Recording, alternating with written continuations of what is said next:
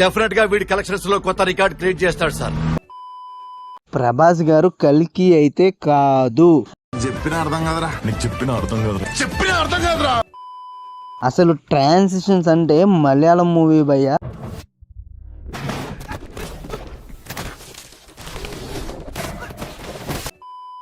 మనం చెప్పిన జరిగితే మన లోపల వచ్చే ఫీలింగ్ ఉంటుంది చూసారు, అది భలే ఉంటుంది అబ్బా. ట్రైలర్లో ఎంతమంది మాళవిక గారిని గమనించారు? మాళవిక గారి క్యారెక్టర్ యొక్క ఇంపార్టెన్స్ ఏంటో మీకు తెలుసా? దాని గురించి నేను చెప్తాను మీకు.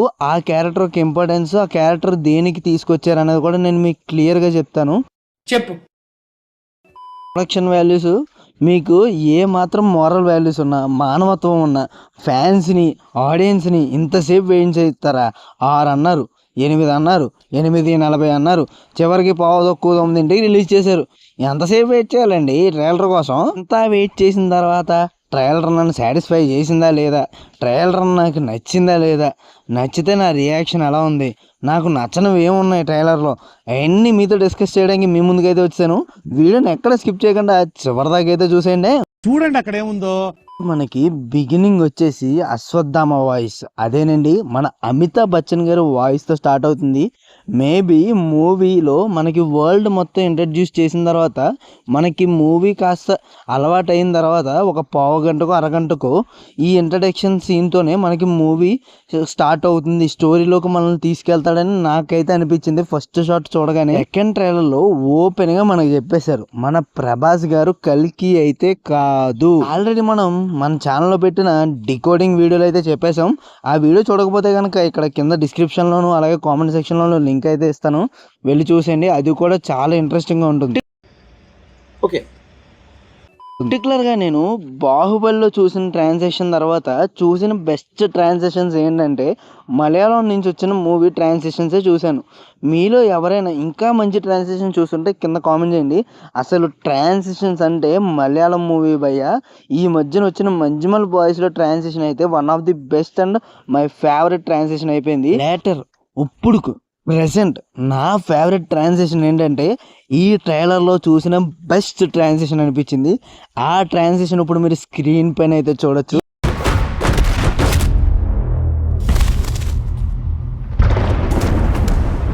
ఈ ట్రాన్సిషన్ కోసం మన నాగిమామ ఎంత కష్టపడ్డాడో తెలిసిపోతుంది మూవీ కోసం. పిన్ టు పిన్ మూవీ కోసం మన నాగిమామ పడ్డ కష్టం అంతా ఈ ఒక్క ట్రాన్సిషన్లో మనకైతే చూపిస్తున్నారు. ఒకే ఒక్క రూపాయి కూడా వేస్ట్ కూడా చేయలేదు మన నాగిమామ. ఖర్చు పెట్టిన ప్రతి రూపాయి వేస్ట్ కాకుండా చాలా వర్త్గా ఖర్చు పెట్టినట్టు అనిపించింది మూవీ ట్రైలర్ చూసిన తర్వాత, ఆ విఎఫ్ఎక్స్ చూసిన తర్వాత. ట్రైలర్లో ఎంతమంది మాళవిక గారిని గమనించారు? మాళవిక గారి క్యారెక్టర్ యొక్క ఇంపార్టెన్స్ ఏంటో మీకు తెలుసా? దాని గురించి నేను చెప్తాను మీకు. ఆ క్యారెక్టర్ యొక్క ఇంపార్టెన్స్, ఆ క్యారెక్టర్ దేనికి తీసుకొచ్చారు అనేది కూడా నేను మీకు క్లియర్గా చెప్తాను.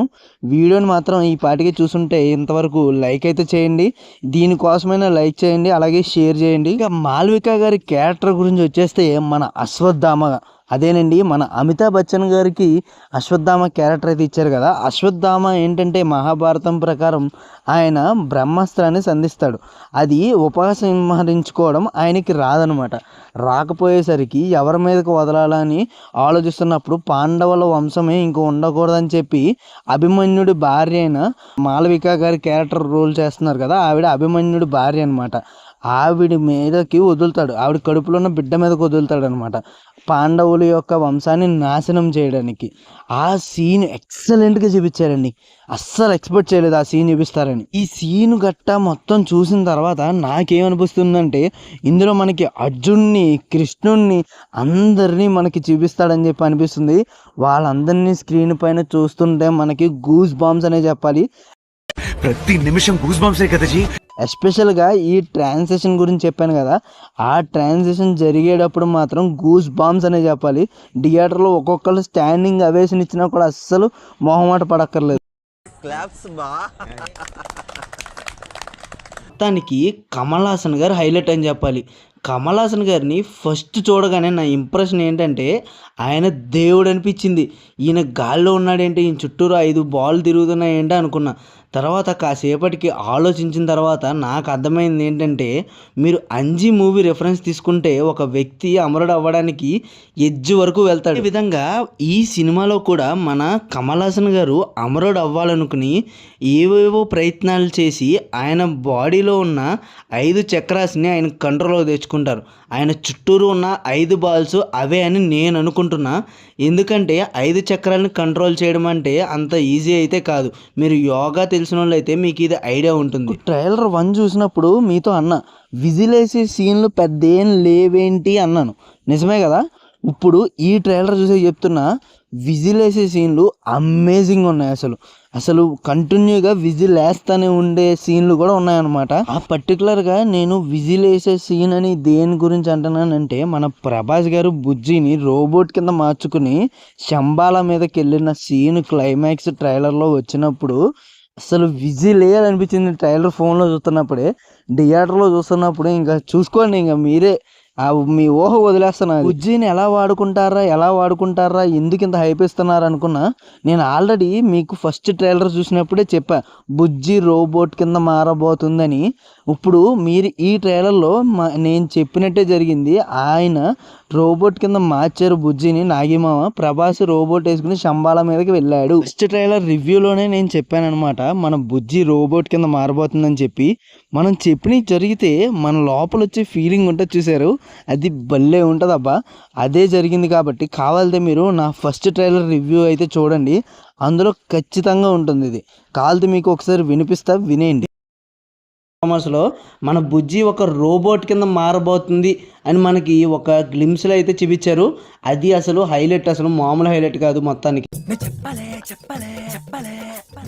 ఇది గమనించారా లేదా, ప్రభాస్ క్యారెక్టర్ మొత్తం మనకి ఎలా పోర్ట్రే చేస్తున్నారంటే, కలియుగంలో మనుషులు ఎలా ఉండేవారు, వాళ్ళు ఎంత స్వార్థంగా ఉండేవారు, కేవలం వాళ్ళ స్వార్థం కోసం ఎదుటోరిని ఎంత దారుణంగా హింసించేవారు, అవన్నీ కూడా చూపించారనమాట.